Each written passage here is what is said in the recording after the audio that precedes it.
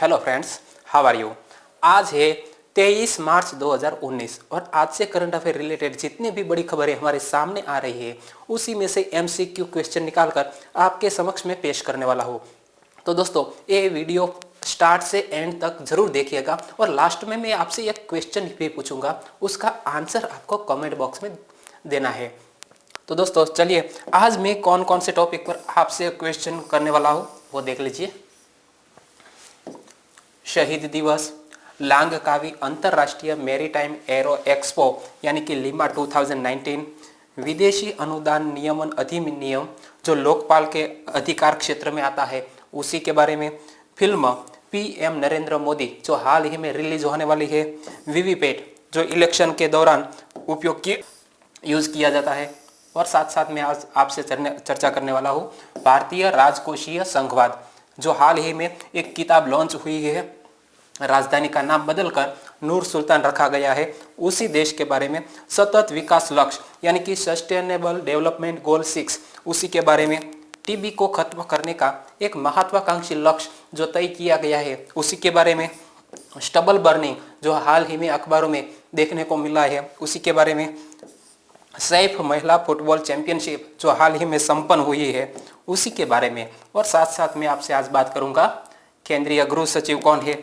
उसी के बारे में, यात्रियों से भरी 2 बसों की आमने सामने से हुई टक्कर और उसी में काफ़ी लोग की मृत्यु हो गई है उसी के बारे में, रेटिंग एजेंसी फिच का जीडीपी ग्रोथ का अनुमान जो हाल ही में अखबार में आया है उसी के बारे में, न्यूजीलैंड क्रिकेट ने वार्षिक अवार्ड्स की घोषणा की है उसी के बारे में, और एयरपोर्ट पर स्वामी विवेकानंद की 18 फीट ऊंची प्रतिमा लगाई जाने वाली है उसी के बारे में। तो दोस्तों, आप हमारी GK 2020 चैनल पर नए हैं और हमारी ये चैनल को सब्सक्राइब नहीं किया है तो प्लीज़ दोस्तों सब्सक्राइब कीजिए, बाजू में बेल आइकन है वो घंटी भी दबा दीजिए, और ये वीडियो अच्छा लगता है तो दोस्तों लाइक कीजिए और आपके फ्रेंड्स को व्हाट्सएप और फेसबुक के माध्यम से भेजिए। और आज की वीडियो की PDF फाइल मैंने यहाँ डिस्क्रिप्शन बॉक्स में लिंक रख दी है, वहाँ से आप डाउनलोड भी कर सकते हैं और पढ़ सकते हैं।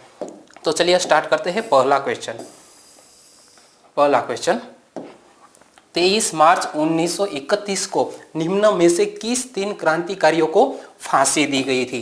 तो दोस्तों, आज है शहीद दिवस और 30 जनवरी भी शहीद दिन के तौर पर मनाया जाता है और 23 मार्च को भी शहीद दिन के तौर पर मनाया जाता है। तो दोस्तों, इस दिन को भगत सिंह, सुखदेव और राजगुरु को फांसी दी गई थी, यानी कि इस क्वेश्चन का डी ऑप्शन सही है।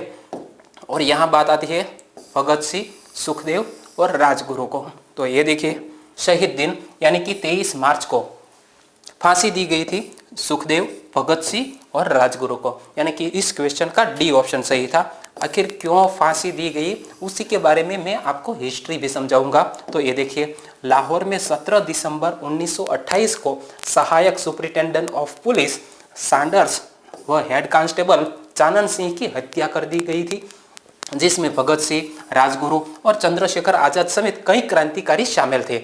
भगत सिंह का जन्म 28 सितंबर 1907 को पंजाब प्रांत लायलपुर जिला जो हाल ही में पाकिस्तान में है उसी के बंगा गांव में हुआ था, और हाल ही में ये बहुत बड़ी बात है और आज है शहीद दिन, तो इसी के बारे में आपको इतना याद रखना चाहिए।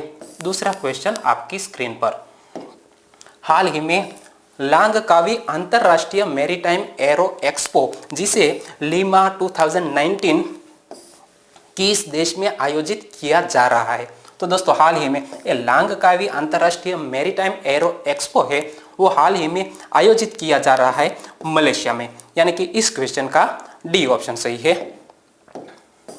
और यहाँ बात आती है लांग कावी महोत्सव की, तो लिमा का मैंने फुल फॉर्म भी बताया, और भारतीय वायुसेना पहली बार मैरीटाइम एरो एक्सपो में भाग लेने के लिए जा रही है। इसके दौरान अपने देश में विकसित एक LCA युद्धक विमान को दर्शाया जाएगा। तो दोस्तों, हाल ही में यानी कि 26 मार्च से 30 मार्च को ये आयोजित होने वाला है लांग कावी, और वो है मलेशिया में। आगे बढ़ते हैं तीसरे क्वेश्चन की ओर। विदेशी अनुदान नियम अधिनियम के संदर्भ में निम्न संदर्भ में विदेशी स्रोत से कितने रुपये से अधिक का अनुदान प्राप्त करने वाले सभी संगठन लोकपाल के अधिकार क्षेत्र में होंगे। तो दोस्तों हाल ही में लोकपाल नियुक्त किया गया है और विदेश से आने वाला जो अनुदान है उसी की एक मूल्य सीमा तय की गई है और वो है 10 लाख रुपये वार्षिक से अधिक। यदि विदेश से अनुदान आता है तो उसे लोकपाल के दायरे में लाया जाएगा और इस अधिनियम के तहत विदेशी अनुदान नियमन अधिनियम के तहत ये लोकपाल के दायरे में आएगा। तो हाल ही में ये करंट अफेयर में है 10 लाख समय ये मूल्य सीमा याद रखिएगा। लोकपाल के बारे में हम जानते हैं, हाल ही में लोकपाल किसे नियुक्त किया गया है? पिनाकी चंद्र घोष को, जो हमारे भारत के पहले लोकपाल है। लोकपाल के बारे में हम जाने तो लोकपाल के 50% सदस्य अनुसूचित जाति, अनुसूचित जनजाति, अन्य पिछड़ा वर्ग, अल्पसंख्यकों और महिलाओं में से होंगे। सभी श्रेणियों के सरकारी कर्मचारी लोकपाल के अधिकार क्षेत्र में आएंगे। और यहाँ बात आती है ये अधिनियम की, तो इसी का फुल फॉर्म भी आपको याद रखना चाहिए, FCRA यानी कि फॉरेन कंट्रीब्यूशन रेगुलेशन एक्ट, जो 2010 में पारित हुआ था हमारे संसद में। आगे बढ़ते हैं, चौथा क्वेश्चन। 5 अप्रैल को रिलीज होने वाली फिल्म PM नरेंद्र मोदी में नरेंद्र मोदी का किरदार किस अभिनेता ने निभाया है? तो दोस्तों हाल ही में PM नरेंद्र मोदी का किरदार निभाया है विवेक ओबरॉय ने, यानी कि इस क्वेश्चन का C ऑप्शन सही है। और यहाँ बात आती है ये PM नरेंद्र मोदी नामक फिल्म की। तो दोस्तों हाल ही में वो 11 अप्रैल को लॉन्च होने वाली थी, लेकिन उस समय चुनाव शुरू होने के कारण इसे 5 अप्रैल को सिनेमाघरों में देख पाएंगे। तो दोस्तों ये इसी का रिलीज हुआ है पोस्टर, और इसी को किसने डायरेक्ट किया है वो भी आपको याद रखना चाहिए। तो PM नरेंद्र मोदी जिसे डायरेक्ट किया है संदीप सिंह ने, और इसी के साथ प्रोड्यूसर है सुरेश ओबरॉय, आनंद पंडित और आचार्य मनीष। तो दोस्तों हाल ही में 5 अप्रैल को ये लॉन्च होने वाली है और उसी में किरदार निभाया है नरेंद्र मोदी का विवेक ओबरॉय ने, तो ये आपको याद रखना चाहिए। आगे बढ़ते हैं अगले क्वेश्चन की ओर। 5वां क्वेश्चन, वीवीपैट का फुल फॉर्म क्या है? वीवीपैट जो चुनाव के दौरान यूज किया जाने वाला एक मशीन है जो अन्य इंस्ट्रूमेंट से है, यानी कि कंट्रोल यूनिट और बैलेट यूनिट से जुड़ा हुआ है वीवीपैट, उसी का फुल फॉर्म क्या है? तो वीवीपैट का फुल फॉर्म है voter verifiable paper audit trial. तो दोस्तों इसी का फुल फॉर्म अक्सर कभी कभी एग्जाम में पूछ लिया जाता है, इसीलिए आपको ये याद रखना चाहिए। और ये है वीवीपैट, और वीवीपैट के यहाँ जो विंडोज है वहाँ 6 सेकंड तक हमें किससे वोट देते हैं उसी का यहाँ नंबर और उसी का चित्र दिखाई देता है। तो दोस्तों ये है वीवीपैट और उसी का फुल फॉर्म हमें याद रखना चाहिए। और यहाँ बात आती है वीवीपैट की, हाल ही में करंट अफेयर में क्यों है वो भी मैं आपको बताता हूँ। भारतीय सांख्यिकी संस्थान इंडियन स्टैटिस्टिक्स इंस्टीट्यूशन दिल्ली के केंद्र के प्रमुख प्रोफेसर अभय जी भट्ट 22 मार्च 2019 को नई दिल्ली में मुख्य निर्वाचन आयुक्त सुनील अरोड़ा और चुनाव आयुक्तों श्री अशोक लवासा और सुशील चंद्रा को voter verifiable paper audit trial यानी कि वीवीपैट उसी का काउंटिंग के नमूने का आकार पर अपनी एक रिपोर्ट प्रस्तुत की है, जो आप इमेज में भी देख सकते हैं। तो हाल ही में यह चर्चा में रहा है। अगला क्वेश्चन आपकी स्क्रीन पर, हाल ही में लॉन्च की गई पुस्तक भारतीय राजकोषीय संघवाद, जिसका इंग्लिश नाम क्या है, इंडियन फिस्कल फेडरलिज्म, इस किताब के लेखक कौन है? तो दोस्तों हाल ही में इकोनॉमिक के बेस्ड पर एक किताब आई है, और जो आप इसकी ये फ्रंट पेज भी देख सकते हैं, इंडियन फिस्कल फेडरलिज्म। तो इस किताब को हाल ही में किसने लिखा है? तो दोस्तों इसी को लिखा है GR रेड्डी और YV रेड्डी ने, यानी कि इस क्वेश्चन का डी ऑप्शन सही है। इसी के ऑथर है 2 व्यक्ति, GR रेड्डी और YV रेड्डी। और मैं आपको इमेज की तरह समझाना चाहूँगा, तो आप ये इमेज में देखिए, हाल ही में ये बुक लॉन्च हुई है इंडियन फिस्कल फेडरलिज्म, और इसी को लिखा है YV रेड्डी और GR रेड्डी ने। तो ये दोस्तों आपको याद रखना चाहिए। आगे बढ़ते हैं अगले क्वेश्चन की ओर। 7वां क्वेश्चन आपकी स्क्रीन पर। अस्ताना के किस देश की राजधानी है? जी हाँ दोस्तों, ये अस्ताना किस देश की राजधानी है जिसका नाम बदलकर हाल ही में नूर सुल्तान कर दिया गया है? तो दोस्तों ये नूर सुल्तान हाल ही में किस देश की कैपिटल का नाम बदल दिया गया है? तो उसी का नाम है कजाकिस्तान। जी हाँ दोस्तों, इसीलिए इस क्वेश्चन का बी ऑप्शन सही है। और यहाँ बात आती है कजाकिस्तान की, तो हम ये मैप के जरिए समझते हैं। आप मैप में देखिए, हाल ही में कजाकिस्तान की कैपिटल क्या है?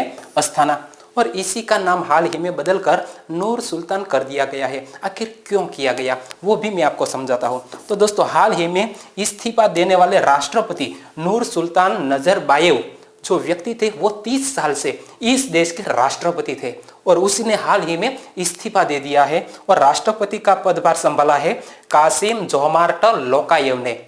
तो दोस्तों इसी के तौर पर इसने जो 30 साल तक अपना योगदान दिया है उसी के तहत अस्ताना का नाम बदल कर रखा गया है इस राष्ट्रपति के नाम पर, इस कैपिटल का नाम, और नाम है नूर सुल्तान।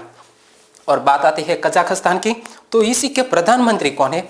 वो देखिए अस्कर मामिन, जो हाल ही में कजाकिस्तान के पीएम है। आगे बढ़ते हैं अगले क्वेश्चन की ओर।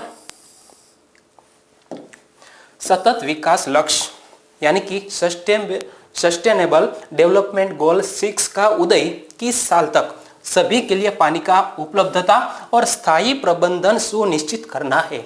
तो दोस्तों सतत विकास लक्ष्य 6 का उद्देश्य रहा है कि वो 2030 तक, जी हाँ दोस्तों 2030 तक ये सभी के लिए पानी की उपलब्धता सुनिश्चित करेगा और उसी का लक्ष्य है SDG 6। इसी का फुल फॉर्म भी आपको याद रखना चाहिए, सस्टेनेबल डेवलपमेंट गोल 6। और आगे बढ़ते हैं, तो इसी के बारे में हाल ही में करंट अफेयर में क्यों है वो भी मैं आपको बताता हूँ। तो दोस्तों कल ही विश्व जल दिवस के आसपास हर साल संयुक्त राष्ट्र द्वारा विश्व जल विकास रिपोर्ट भी जारी की जाती है। सतत विकास लक्ष्य 6 का उद्देश्य 2030 तक सभी के लिए पानी की उपलब्धता और स्थायी प्रबंधन सुनिश्चित करना है। आगे बढ़ते हैं 9वां क्वेश्चन। भारत ने किस साल तक टीबी को खत्म करने का एक महत्वाकांक्षी लक्ष्य निर्धारित किया है? तो दोस्तों हाल ही में भारत ने टीबी नामक जो रोग है उसी को खत्म करने का एक लक्ष्य निर्धारित किया है कि वो 2025 तक हमारे देश में सभी टीबी के मरीजों को रोग मुक्त कर देंगे। यानी कि इस क्वेश्चन का बी ऑप्शन सही है। और दोस्तों आने वाले कल ही ये टीबी डे है, तो ये टीबी रोग होता क्यों है वो भी मैं आपको बताता हूँ। तो टीबी एक संक्रामक बीमारी है जो बैसिलस माइकोबैक्टीरियम ट्यूबरक्यूलोसिस के कारण होती है। तो दोस्तों कभी कभी एग्जाम में साइंस के एक क्वेश्चन भी पूछ लिए जाते हैं। तो दोस्तों टीबी की संक्रामक बीमारी किसके कारण होती है ये नाम याद रखिएगा, बैसिलस माइकोबैक्टीरियम ट्यूबरक्यूलोसिस।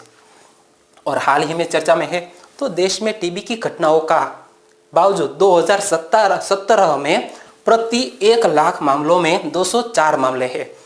सरकार ने सतत विकास लक्ष्यों को लक्ष्य 5 साल पहले यानी कि 2025 तक टीबी को खत्म करने का एक अत्यधिक महत्वाकांक्षी लक्ष्य निर्धारित किया है। तो हाल ही में एक करंट अफेयर में होते के नाते आपको याद रखना चाहिए। हाल ही में चर्चा में रहा स्टबल बर्निंग क्या है? हाल ही में चर्चा में रहा ये वर्ड्स स्टबल बर्निंग क्या है? तो स्टबल बर्निंग है गेहूं और अन्य अनाज की कटाई के बाद शेष अवशेष को जलाना, उसी को बोलते हैं स्टबल बर्निंग। और एक करंट अफेयर में क्यों है? तो दोस्तों पंजाब और हरियाणा में जब गेहूं या चावल की फसल को काट लिया जाता है तो उसके बचे कूड़े को इस तरह जलाया जाता है और उसी का कारण दिल्ली कैपिटल और आसपास के इलाकों में काफ़ी प्रदूषण फैलता है और उसी को बोलते हैं स्टबल बर्निंग। तो ये देखिए दोस्तों, स्टबल बर्निंग जानबूझकर उस स्ट्रा स्टब में आग लगा रही है जो गेहूं और अन्य अनाज की कटाई के बाद में बनी हुई है। आगे बढ़ते हैं अगला क्वेश्चन 11वां क्वेश्चन। भारत ने किसको हराकर 5वीं बार सैफ महिला फुटबॉल चैंपियनशिप जीत ली है? हाल ही में भारत ने नेपाल को हराकर 5वीं बार यह सैफ महिला फुटबॉल चैंपियनशिप जीत ली है, यानी कि इस क्वेश्चन का ए ऑप्शन सही है। और ये देखिए हमारी भारतीय टीम जो जोश के मारे उल्लासित है, तो भारत ने 5वीं बार सैफ महिला फुटबॉल चैंपियनशिप जीत ली है। हाल ही में विराटनगर में फाइनल में 4 बार चैंपियन भारतीय टीम ने मेजबान नेपाल को 3-1 से हरा दिया। आगे बढ़ते हैं अगले क्वेश्चन की ओर। 12वां क्वेश्चन आपकी स्क्रीन पर। हाल ही में हमारे देश के केंद्रीय गृह सचिव कौन है, जो पुलवामा और जम्मू कश्मीर में आतंकवादी हमलों के कारण काफी चर्चा में रहे हैं? केंद्रीय गृह सचिव, तो हमारे देश के केंद्रीय गृह सचिव है राजीव गौबा, यानी कि इस क्वेश्चन का सी ऑप्शन सही है। 13वां क्वेश्चन आपकी स्क्रीन पर। हाल ही में किस देश में यात्रियों से भरी 2 बसों की आमने सामने हुई टक्कर में लगभग 70 लोग मारे गए? तो दोस्तों हाल ही में कल ये न्यूज़ में था, और सामने से 2 बसों की टक्कर के कारण 70 लोग मारे गए हैं, और वो देश का नाम है घाना। और अखबारों में काफ़ी दुखद भरी दुर्घटना रही है, और यहाँ बात आती है घाना की। तो आप ये मैप में देखिए, ये है घाना का कुमासी नामक शहर, और कुमासी और इधर है बोल्गाटंगा, और इस दोनों के बीच आपस में आ रही बसों के टकराव के कारण ये ऐसा कहा जा रहा है कि एक बस का जो ड्राइवर था उससे नींद में था, और उसी के कारण यह दुर्घटना हुई है। तो टक्कर के बाद एक बस में आग लग गई और दूसरी बस खाई में गिर गई। हादसे में कुल 70 लोगों की मौत हो गई। आगे बढ़ते हैं अगले क्वेश्चन की ओर। 14वां क्वेश्चन।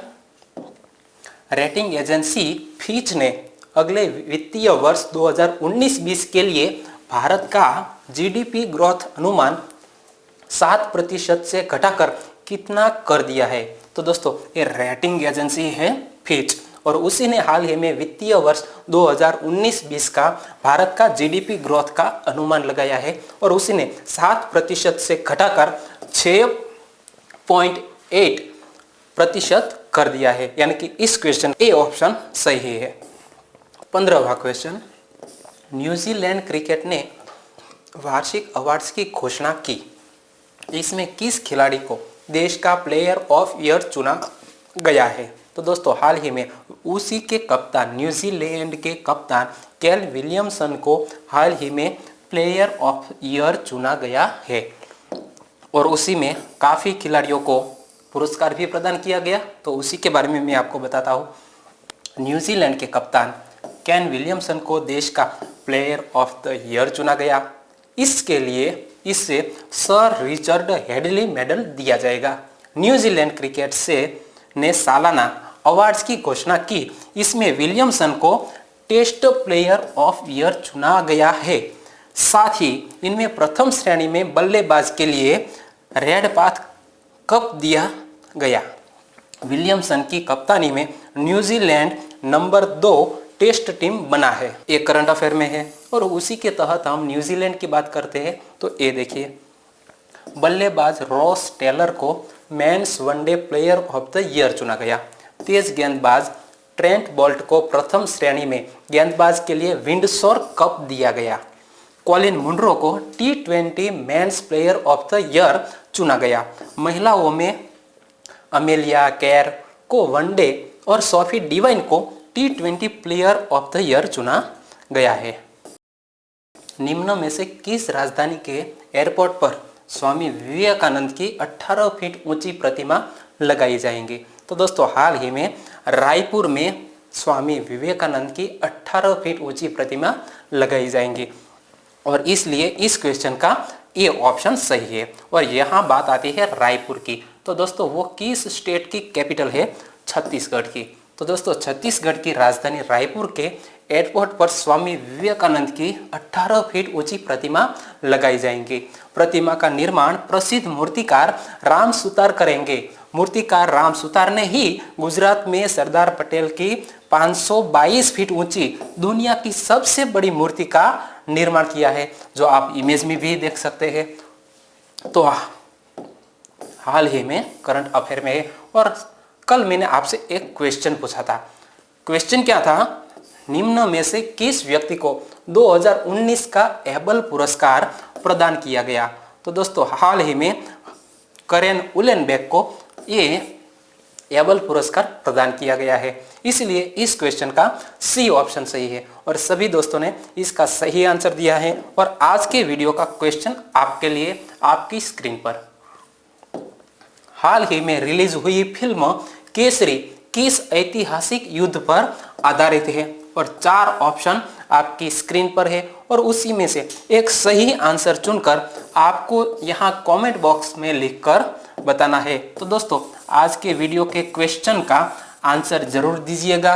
और मैंने फिर से बोलता हूँ कि आपके मोबाइल में जो फेसबुक और व्हाट्सएप अकाउंट है, इसी के माध्यम से आप इस वीडियो को स्प्रेड कीजिएगा। और यदि वीडियो अच्छा लगता है तो एक लाइक तो बनता ही है। कल फिर मिलेंगे एक नए करंट अफेयर के साथ। तब तक के लिए जय हिंद।